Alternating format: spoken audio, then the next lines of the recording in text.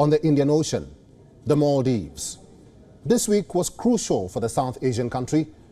Maldivians elected a new president. Now, for any country, a change of guard usually means a change of policies. But Ibrahim Solih's exit and Mohamed Muizzu's entry is going to bring a sea of change. Even though Muizzu has not officially taken charge, he has started the wave of, quote, transformation. Muizzu is sticking to his campaign promise, make all foreign troops leave. He says this is what the people of the Maldives want. Before we delve into the politics of this, let's get to know how many Indian troops are present in the Maldives. A 2021 report suggested 75 Indian military personnel are stationed in the archipelago.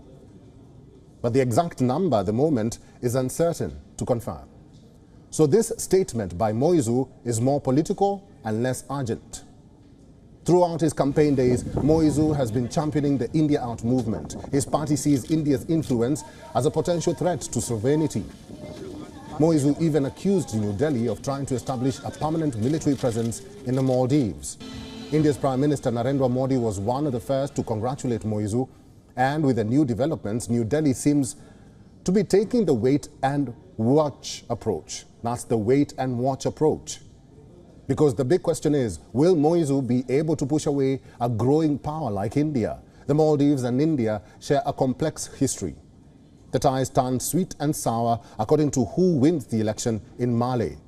But let's go back in history to understand the future. India's military presence in the atoll state is very small. It includes just 2 Dhruv advanced light helicopters and 1 Dornier multi-purpose aircraft. It was given to the Maldives National Defense Force back in 2020. The Dornier has since been assisting in joint surveillance in the exclusive economic zone. Basically, India helps the Maldives keep an eye on sea-borne terrorists.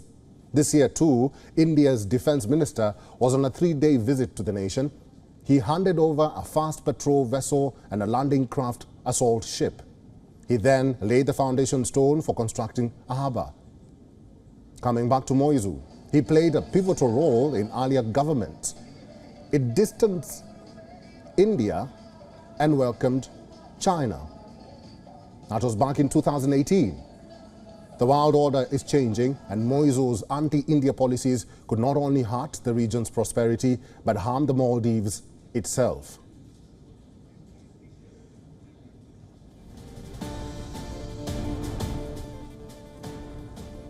Dhyaneshwar Mole is the former High Commissioner of India to the Maldives. He is joining us live from New Delhi. Dhyaneshwar, welcome to WION. Both Beijing and New Delhi were closely monitoring these polls. Once Muizzu was announced the winner, the antennas in India went up. Apart from the India Out campaign, what do you think worries India so much about Muizzu's leadership?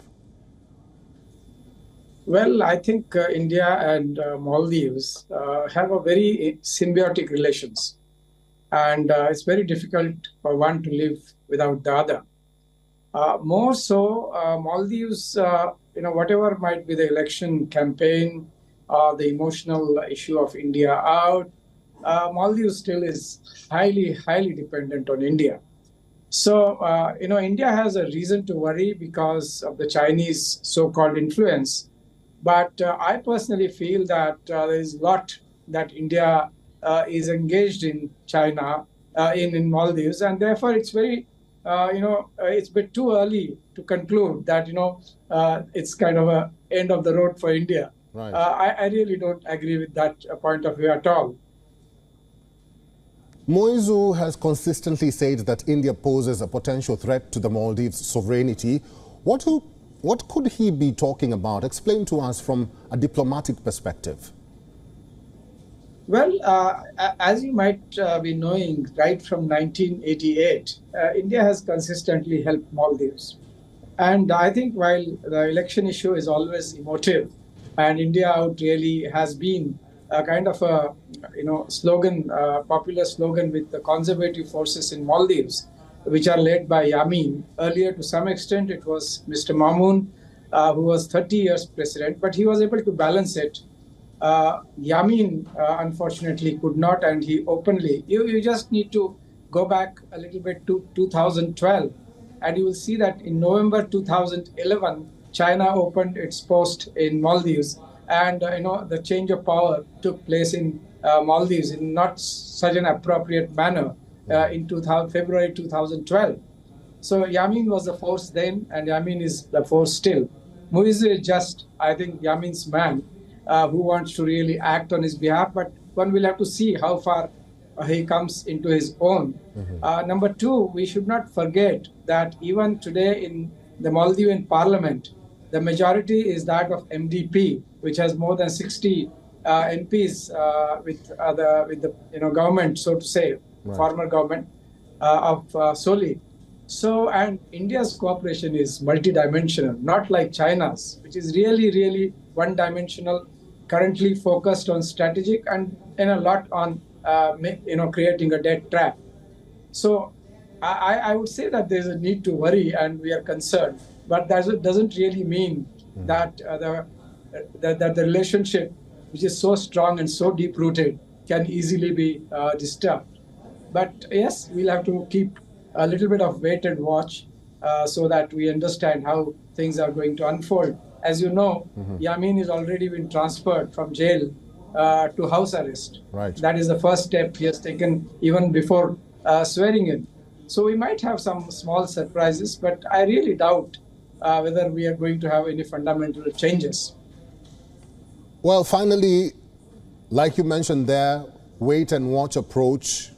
But in your own view, once he starts his job as president, would his pro-China stance wane with time? What's the likelihood of that happening? Briefly tell us. Well, it will strengthen a little bit more.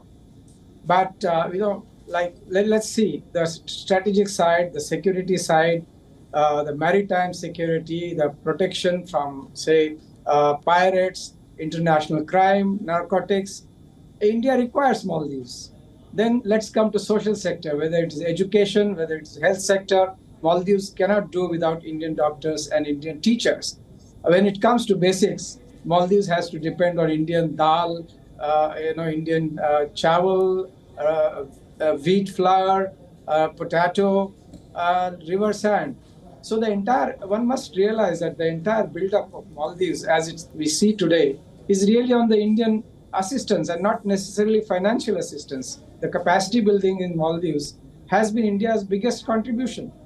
And that being the case, it will be very difficult for not only for Muizzu or Yamin, but for any government to disentangle with India. And finally, let me use the word, geography is the destiny. And Maldives' destiny is tied up with India, just 70 nautical miles away from Maldives, and 45 minutes by air to Trivandrum. 2050, most of the Maldives is likely to sink completely because of climate change. So who else? Well, China is trying, but my hunch is the kind of holistic and multidimensional relationship that we have. It's very difficult and almost impossible for China to evolve. All right, I've been talking to Dhyaneshwar Mole. He's the former High Commissioner of India to the Maldives. Thank you, sir, for all your inputs and for talking to WION World is One today. Thank you so much. WION is now available in your country. Download the app now and get all the news on the move.